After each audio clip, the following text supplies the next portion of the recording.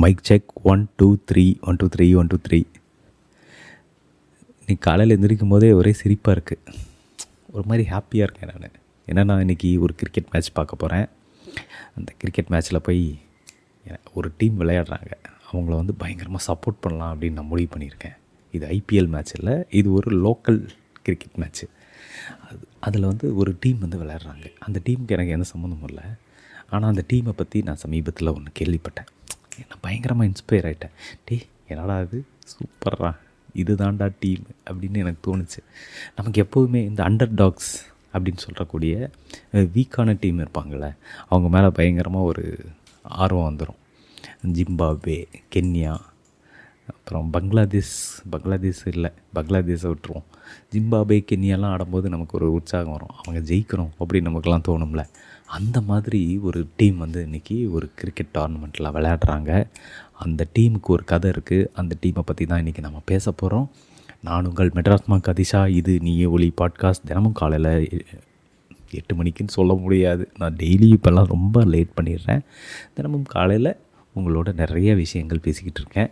நிறைய டாபிக்ஸ் வந்து விவாதம் பண்ணிக்கிட்டு இருக்கோம். இன்றைக்கி அதுக்கு முன்னாடி நிறைய கதைகள் வந்து நான் சொல்லிக்கிட்டு இருக்கேன். உண்மை கதைகள், புனைவு கதைகள், இப்படி நிறைய கதைகளும் உங்களுக்கு சொல்லிக்கிட்டு இருக்கேன். அப்படிப்பட்ட ஒரு இன்றைக்கி அப்படி நாம் பேச போகிற ஒரு டாபிக் இந்த கிரிக்கெட் டீம் பற்றினது. அது என்ன கிரிக்கெட் டீம்னு நான் சொல்கிறேன். அதாவது சென்னை ப்ரெஸ் கிளப் இருக்குது. சென்னையில் வந்து இந்த ப்ரெஸ் கிளப் வந்து ரொம்ப பெருசு. ஆயிரக்கணக்கானவங்க அதில் உறுப்பினராக இருக்கக்கூடிய ஒரு ப்ரெஸ் கிளப்பு.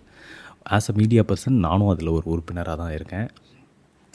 அங்கே வந்து இப்போ சமீபத்தில் ஒரு தேர்தல் நடந்து அதுக்கு ரெப்ரசன்டேட்டிவ்ஸ் எல்லாம் தேர்ந்தெடுக்கப்பட்டாங்க. அதுக்கு பிறகு அங்கே நிறைய நிகழ்வுகள் வந்து தொடர்ச்சியாக நடந்துக்கிட்டு இருக்குது, மீடியாக்காரங்களை எல்லாம் வச்சு. அதில் வந்து இந்த வாரம் வந்து ஒரு கிரிக்கெட் போட்டி நடத்திக்கிட்டு இருக்காங்க. அதாவது மீடியாவில் ஒர்க் பண்ணக்கூடியவங்களுக்கு இடையேயான ஒரு கிரிக்கெட் போட்டி. இந்த கிரிக்கெட் போட்டி இருக்கு இல்லையா, இதில் வந்து ஒவ்வொரு மீடியா ஹவுஸில் இருந்தும் ஒரு டீம் ரெப்ரசன்ட் பண்ணுவாங்க. இப்போ புதிய தலைமுறை, குமுதம், ஆனந்த விகடன், பிஹைண்ட் வுட்ஸ் அப்படின்னு எல்லா வகையான டிவி சேனல் இருப்பாங்க, வெப்சைட்ஸ் இருப்பாங்க, இவங்க இருப்பாங்கன்னு அச்சு ஊடகம் இருப்பாங்க, தினத்தந்தி, தினகரன், அந்த மாதிரி எல்லா நியூஸ் பேப்பர்ஸ் இருப்பாங்கன்னு ஒவ்வொரு டீமும் அங்கே வந்து ரெப்ரசன்ட் பண்ணி விளையாடுவாங்க, கிரிக்கெட் ஆடுவாங்க. இதுக்காக எத்தனை டீம் விளையாட போகிறாங்க அப்படின்னு அவங்க கேட்டப்போ நூற்றுக்கணக்கான டீம்ஸ் வந்து வந்தாங்க. டீமே, ஆட்கள் இல்லை, டீம்ஸே நூற்றுக்கணக்கில் வந்து அங்கே ரெஜிஸ்டர் பண்ணியிருந்தாங்க. எக்கச்சக்கமான பேர் வந்துட்டாங்க. எனக்கே ரொம்ப ஆச்சரியமாக இருந்தது. என்னடா நாட்டில் இவ்வளோ கிரிக்கெட்டு விளையாடுறவங்க இருக்காங்களா அப்படிங்கிற மாதிரி. அதுவும் குறிப்பாக மீடியாவில். ஆனால் எல்லாருமே ரொம்ப காலமாக இந்த மீடியா கிரிக்கெட் டோர்னமெண்ட்ஸ் வந்து ரெகுலராக அப்பப்போ நடக்கும். நானும் கூட விகடனில் புதிய தலைமுறையில் வேலை பார்க்கும்போதெல்லாம் அவங்க கூட கலந்துக்கிட்டு இருந்திருக்கேன். அந்த மாதிரி சின்ன சின்ன டோர்னமெண்ட்ஸில் ரொம்ப நல்லாயிருக்கும். அதில் என்னென்னா ரொம்ப ப்ரொஃபஷ்னலாக இருக்காது, எல்லாருமே அங்கிள்ஸ் அந்த மாதிரி தான் இருப்பான். ஆனால் ஒரு மாதிரி கொஞ்சம் ஜாலியாக இருக்கும். நமக்கு விளையாடுறதுல எப்போவுமே ஜாலி இருக்க தானே செய்யும். அந்த மாதிரியான ஒரு டோர்னமெண்ட்டு தான் இது. ரொம்ப பிரம்மாண்டமாக பெரிய டோர்னமெண்ட்டாக பண்ணுறாங்க அவங்க. எனக்கு ரொம்ப ஹாப்பியாக இருந்துச்சு இந்த மாதிரி விஷயங்கள்லாம் ப்ரெஸ் கிளப்பில் பண்ணுறாங்க அப்படிங்கிறது. இதில் வந்து நம்ம சப்போர்ட் பண்ணுற மாதிரி எந்த டீமும் இல்லை. ஏன்னா நான் வந்து இப்போ ஒரு சுதந்திர ஊடகவியலாளராக இருக்கேன். அதாவது நான் எந்த கம்பெனியும் ரெப்ரசன்ட் பண்ணல. ஸோ எனக்குன்னு எந்த டீமும் இல்லை. நம்ம என்னத்தை போய் எந்த டீமில் விளையாடுறது, ஒன்றும் விளையாடவும் முடியாது அப்படின்னு சொல்லி நான் வந்து எதுலேயும் கலந்துக்கல. அப்போது எந்த டீமையும் நம்ம சப்போர்ட்டும் பண்ணுற மாதிரி இல்லை. இப்போ நான் வந்து இந்த மீடியா ஹவுஸ்க்கு வேலை பார்க்குறேன் அப்படின்னா அந்த டீமை வந்து நம்ம சப்போர்ட் பண்ணலாம். ஸோ நம்ம எங்கேயும் வேலை பார்க்காதனால நம்ம நண்பர்கள் இருக்கிற டீமெல்லாம் சப்போர்ட் பண்ணிக்கலாம் அப்படின்ற மாதிரி ஐடியாவில் தான் இருந்தேன். அந்த டைமில் தான் அந்த ப்ரெஸ் கிளப்பில் ஒரு விஷயம் நடக்குது. இந்த மொத்த கிரிக்கெட் டீமும் இருக்குல்ல, இது எல்லாமே ஆண்கள் கிரிக்கெட் டீமாக தான் இருக்குது. எல்லாருமே ஆண்கள். கிட்டத்தட்ட நூற்றுக்கணக்கான கிரிக்கெட் டீம்ஸ் வந்து ரெஜிஸ்டர் ஆகுது. அந்த நூற்றுக்கணக்கான டீம்ஸில் எதுவுமே பெண்கள் அணி கிடையாது, எல்லாருமே ஆண்கள் அணி. ஏன் பெண்கள் அணி இல்லை? பெண்களுக்கு வந்து கிரிக்கெட் விளையாடுறதுல ஆர்வம் இல்லையா அப்படின்னா இருக்குது. ஒரு சிலருக்கு இருந்திருக்கு. ஆனால் கிரிக்கெட் போட்டி அப்படின்னாலே ஆண்கள் மட்டும்தானே முன்னாடி வருவாங்க. அதனால் ஆண்கள் மட்டும் சேர்ந்து எல்லோரும் கொடுத்துட்டாங்க. அப்போது ஒரு பெண் பத்திரிக்கையாளர் இருக்காங்க, அவங்க பேர் ஜெயா. அவங்க பேர் ஜெயபாதுரி. அவங்க வந்து என்னை மாதிரியே அவங்களும் ஒரு ஃப்ரீலான்சர் தான். அவங்களுக்கு வந்து இந்த கொஸ்டின் வருது, என்னது எல்லாம் ஒரே ஆண்கள் மட்டும்தான் விளையாடணுமா, ஏன் பெண்கள் விளையாடக்கூடாதா அப்படின்னு அவங்க போய் அங்கே கேட்குறாங்க. அப்போது அவங்க என்ன சொல்கிறாங்கன்னா, நீங்கள் டீம் இருந்தால் ரெஜிஸ்டர் பண்ணிக்கங்கன்றாங்க. அப்போ இவங்களுக்கு டீமெல்லாம் இல்லை யார். அப்போ இவங்க என்ன பண்ணுறாங்கன்னா, இவங்க ஒரு பெண் பத்திரிக்கையாளர்கிட்டையும் உனக்கு ஆர்வம் இருக்கான்னு கேட்டு ஒரு டீமை வந்து ஃபார்ம் பண்ணிட்டாங்க. எப்படியோ போராடி. இதில் வந்து பாதி பேர் வாழ்க்கையில் பேட்டை கூட தொட்டது கிடையாது, பாதி பேர் கிரிக்கெட்டை பார்த்தது கூட இல்லை. ஆனால் she wants to form a team பண்ணுவாங்கள்ல. உன் பேர் என்ன, ரவி மேஸ்திரி அப்படிமா. அப்போ இனிமேல் உன் பேர் ரவி மேஸ்திரி இல்லை, ரவி சாஸ்திரி அப்படின்னு சொல்லிட்டு அந்த காமெடி மாதிரி இவங்க மீடியாவாக போய் ஒவ்வொருத்தரையாக பார்த்து ஒவ்வொரு பெண்கள்கிட்டையும் கேட்டு, நீங்கள் ஆர்வமாக இருக்கீங்களா, உங்களுக்கு விருப்பம் இருக்கா அப்படின்னு சொல்லி கேட்டு அவங்க எல்லாரையும் ஒன்றிணைச்சு அவங்க எல்லாருக்கும் ஒரு டீமை செட் பண்ணி அவங்கள ரெடி பண்ணியிருக்காங்க. அதுக்கப்புறம் அவங்களுக்கு வேண்டிய எல்லாத்தையும் ஏற்பாடு பண்ணி, அதாவது கிரிக்கெட் விளையாட தேவையான விஷயங்கள் ஏற்பாடு பண்ணி, ஒரு கிரவுண்டை பிடிச்சி அங்கே டெய்லி போய் ப்ராக்டிஸ் பண்ணி அப்படின்னு நிறைய விஷயங்கள் பண்ணியிருக்கு. அப்போது இவங்க என்ன பண்ணுறாங்கன்னா, ஒரு டீமை வந்து கஷ்டப்பட்டு உருவாக்கி கொண்டு போய் ரிஜிஸ்டர் பண்ணிட்டாங்க. இப்போ இவங்க யாரோட விளையாடுவாங்க? அப்போது அங்கே இருக்கிற இவங்கெல்லாம் வந்து அமைப்பாளர்கள்லாம் என்ன சொல்லியிருக்காங்கன்னா, இன்னும் ஒரு டீம் இருந்துச்சுன்னா பெண்களுக்குள்ளே ஒரு டோர்னமெண்ட் மாதிரி நம்ம செட் பண்ணியிருந்துருக்கலாம் அப்படிங்கும்போது இவங்க சொல்லியிருக்காங்க, அப்படியெல்லாம் தேவையில்லை, நாங்கள் ஆண்கள் கூட விளையாடுறோம் அப்படின்னு. அவங்களுக்கும் சரி ஓகே உங்கள் விருப்பம்னு விட்டுட்டாங்க. ஏன்னா அதில் ஒரு நியாயம் இருக்குது தானே. அவங்க ஏன் தனியாக ஒரு கேம் ஆடணும், ஆண்கள் கூட விளையாடுவோம் அப்படின்னு இவங்க முடிவு பண்ணுறாங்க.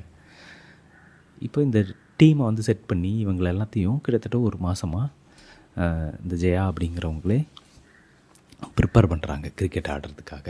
இவங்க ஆடுறத பார்க்கும்போது தான் வேறு சில சேனல்ஸில் ஒர்க் பண்ணுற பெண்கள்லாம், எங்களுக்கு முன்னாடியே தெரிஞ்சிருந்தால் நாங்களும் இதில் வந்திருப்போம், நாங்கள் ஒரு டீம் வச்சுருக்கோம், அந்த டீமை ரெஜிஸ்டர் பண்ணியிருப்போம் அப்படின்லாம் நிறைய பெண்கள் வந்து சொல்லியிருக்காங்க.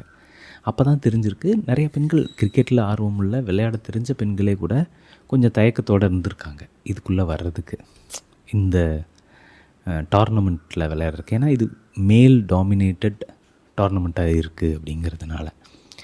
இன்றைக்கி அந்த டீம் வந்து ஒரு மென் டீம் கூட விளையாடுது, ஒரு ஆண் டீம் கூட ஒரு பெண்கள் அணி வந்து இன்றைக்கி விளையாட போகுது. எனக்கு ரொம்ப ஆச்சரியமாக இருந்தது. ஒரு டேரிங்கான ஒரு விஷயம் அது. இவங்க யாருக்கும் கிரிக்கெட் விளையாட தெரியாது, கிரிக்கெட்டு வந்து இப்போ தான் கற்றுக்குறாங்க. அந்த மாதிரியான ஒரு பெண்கள் டீம் தான். ஆனால் ஒரு முதல் பெண்கள் டீம் இது. நான் அப்போ ஜெயா கிட்ட வந்து அவங்கக்கிட்ட பேசினேன், எதுக்காக இந்த டீமை வந்து நீங்கள் ஸ்டார்ட் பண்ணீங்க, ஏன் இதனால் என்ன ஆக போகுது, எப்படியும் உங்களுக்கு வந்து பெரிய வெற்றி பெறுவதற்கான வாய்ப்புகள் அதெல்லாம் கம்மி தானே அப்படின்னு நம்ம பேசிகிட்டு இருந்தப்போ அவங்க ஒரு விஷயம் சொன்னாங்க. அது ரொம்ப நல்லா இருந்துச்சு. என்னென்னா, ரெப்ரசன்டேஷன் இருக்குல்ல, அது ரொம்ப ரொம்ப முக்கியம். இப்போ வந்து இந்த கிரிக்கெட் போட்டியில் வெறும் ஆண்கள் மட்டும்தான் ஆடுவாங்க அப்படின்னு முடிவாயிடுச்சு. இதுதான் இந்த வருஷம்தான் முத இந்த மாதிரி ஒன்று நடத்தும்போது அதில் வந்து பெண்களுக்கெல்லாம் இடம் கிடையாது, ஆண்கள் மட்டும்தான் விளையாடுவாங்க அப்படிங்கிற ஒரு நெரேட்டிவ் செட் ஆகிடுச்சின்னு வச்சுக்கோங்களேன். நாளைக்கு எந்த பெண்ணுமே கிரிக்கெட் விளையாட வரமாட்டாங்க, ஆர்வம் இருந்தாலும். இப்போது அப்படி இல்லை, நாங்களும் இருக்கோம், எங்களுக்கும் இதில் ஆர்வம் இருக்குது அப்படின்னு வெளிப்படுத்தும் போது அங்கே வந்து ஒரு ரெப்ரசன்டேஷன் உருவாகுது. அவங்க வந்து தோக்குறோம் ஜெயிக்கிறோன்றதெல்லாம் ரெண்டாவது, ஆனால் இங்கே எங்களுக்கான இடம் இருக்குது அப்படிங்கிறத உறுதி செய்கிறதுக்கு நம்ம ரெப்ரசன்ட் பண்ணிக்கணும் அப்படின்னு ஒரு விஷயம் சொன்னாங்க. எனக்கு அது ரொம்ப ஒரு பெரிய இன்சைட்ஃபுல்லான ஒரு விஷயமாக ஃபீல் ஆச்சு. ஆமாம்ல, நம்ம வந்து பெரும்பாலான நேரத்தில் நம்ம ஜெயிக்க மாட்டோம், தோற்று போயிடுவோம், எதுக்கு நம்ம போய் கலந்துக்கணும், நமக்கு எதுக்கு இதெல்லாம் வீண் வேலை அப்படின்னு நினச்சி பல நேரங்களில் நம்ம பல இடங்களில் நம்மளை ரெப்ரசன்ட் பண்ணிக்கவே மாட்டோம். அது ஒரு குறிப்பிட்ட பிரிவினர் மட்டும்தான் அந்த இடத்த பிடிச்சிட்டு அங்கே வந்து ஆட்சி செஞ்சுக்கிட்டு இருப்பாங்க. அப்படி இல்லாமல் எல்லோரும் கலந்து கொள்ளக்கூடிய ஒரு அமைப்பு தான் ஜனநாயகம் அப்படிங்கிறது. அப்போது அந்த மாதிரியான ஒரு டெமோக்ராட்டிக்கான ஒரு இடத்துல பெண்கள் மட்டும் ஏன் வந்து வெளியே இருக்கணும்? அவங்களுக்கு தெரியும் இந்த இந்த இந்த பொண்ணுங்களுக்கெலாம் சுமாராக தான் விளையாட வர்றோம் அப்படிங்கிறது. இந்த பொண்ணுங்க எல்லோரும் நிச்சயமாக ஜெயிக்கிறதுக்கான வாய்ப்பு வந்து ரொம்ப ரொம்ப கம்மி அப்படிங்கிறது எல்லாமே தெரியும். ஆனால் அவங்க என்ன சொல்கிறாங்க, இந்த வருஷம் நான் ஒரு சின்ன டீமோட நான் இறங்கினேன்னா அடுத்த வருஷத்துக்குள்ளே இன்னும் இது மாதிரி 2 டீம் 3 டீம் 4 டீம் வர வாய்ப்பு இருக்குது. இன்னும் ஆர்வமாக நிறைய பெண்கள் வர ஆரம்பிப்பாங்க. இந்த வருஷம் ஃபுல்லாக அவங்க ட்ரெயின் ஆவாங்க, ஆர்வமாக வந்து போராடுவாங்க. அதுதான் எனக்கு ரொம்ப முக்கியம் அப்படின்னு சொன்னாங்க. எனக்கு ரொம்ப இன்ஸ்பைரிங்காக இருந்துச்சு அவங்க சொன்னது. ஏன்னா யோசிச்சு பாருங்கள், நம்ம வந்து தோற்று போயிடுவோம்னு நினச்சி, இல்லை நமக்கு வந்து இதெல்லாம் வராதுன்னு நினச்சி விட்டுருந்தோன்னா நமக்கெல்லாம் இன்றைக்கி கல்வி கிடச்சிருக்காது. இங்கே வந்து நமக்கெல்லாம் கல்வி கிடச்சிருக்காது, நமக்கு வந்து கோயிலில் நுழையிற உரிமைகள் கிடச்சிருக்காது. அப்படின்னு பல உரிமைகள், பல ரெப்ரசன்டேஷன்ஸ்க்கு வந்து இப்படிப்பட்ட ஒரு மனநிலை தான் தொடக்கமாக இருந்திருக்கும்ல.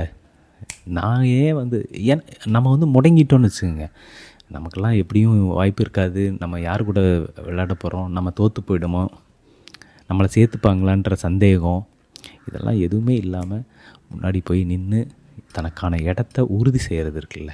இப்போ இனிமேல் எத்தனை டோர்னமெண்ட் நடந்தாலும் அங்கே நிச்சயமாக ஒரு பெண்கள் அணி இருக்கும்.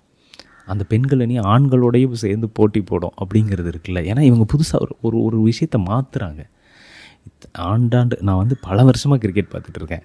எனக்கு எப்போவுமே ஆர்வமாக இருக்கும், ஸ்மிருதி மந்தனாவும் கோலியும் சேர்ந்து பேட்டிங் பண்ணால் நல்லாயிருக்கும்ல அப்படின்னு.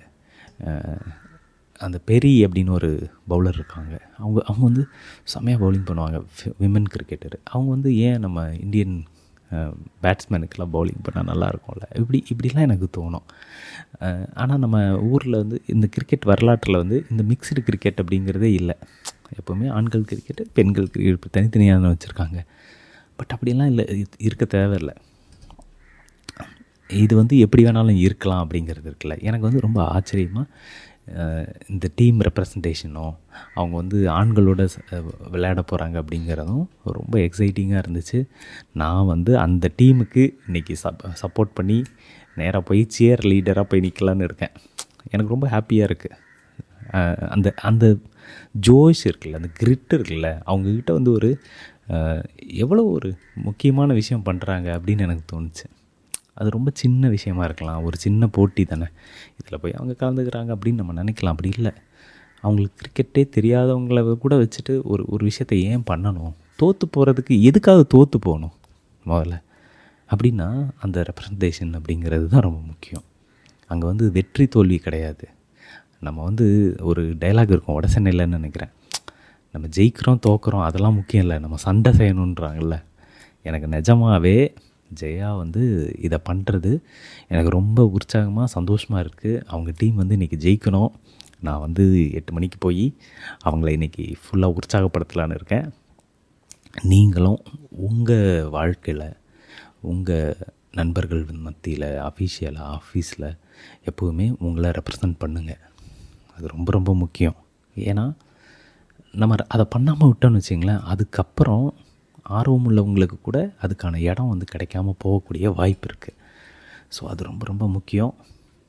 ஜெயாவை பார்த்து நான் பயங்கரமாக இன்ஸ்பயர் ஆகியிருக்கேன். எனக்கு ஒரு இன்ஸ்பைரிங் ஸ்டோரி அப்படின்னு வச்சுக்கலாம். இன்றைக்கி வந்து அவங்க ஜெயிக்கிறாங்க தோக்குறாங்க, அவங்க விளையாடுறது தான் எனக்கு ரொம்ப சந்தோஷம்.